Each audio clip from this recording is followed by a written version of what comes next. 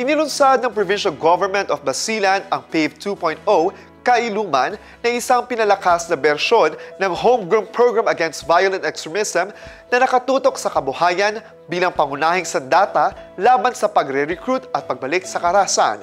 Narito ang report. Sa layuning labanan ng violent extremism, inilunsad ng Provincial Government ng Basilan ang PAVE 2.0 Kailuman na isang pinalakas na version ng homegrown program against violent extremism. Pinangunahan ito ni Basilan Governor Mujib Hataman kung saan nakatutok ang programa sa pagbibigay kabuhayan bilang pangunahing sandata laban sa pagre-recruit at pagbalik sa karahasan.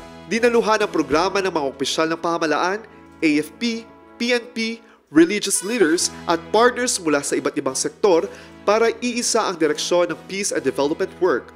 Nakiisa din ang humigit kumulang sa 400 former violent extremists at community volunteers.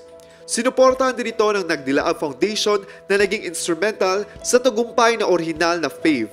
Naitatag na ni Governor Hataman ang orihinal na PAVE noong siya pa ang gobernador ng dating ARMM at mula noon ay naging batayan na ito ng community engagement sa lalawigan sa paglaban sa ugat ng terorismo.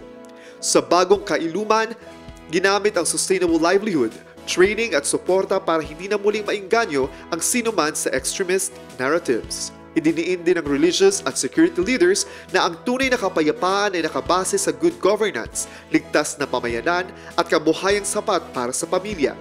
Dito umano papasok ang sabayang pagkilos ng PGB, AFP, PNP, MENRE at civil society upang mas maayos ang pag-roll up sa barangay level mula youth engagement at conflict prevention hanggang sa regular na monitoring.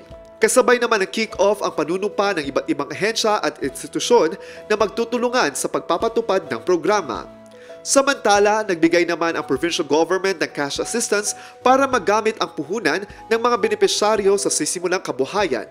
Target ng PAVE 2.0 Kailuman na makitang bumababa hindi lang ang insidente ng karahasan kundi tumataas din ang bilang ng pamilyang may maayos at tuloy-tuloy na kabuhayan.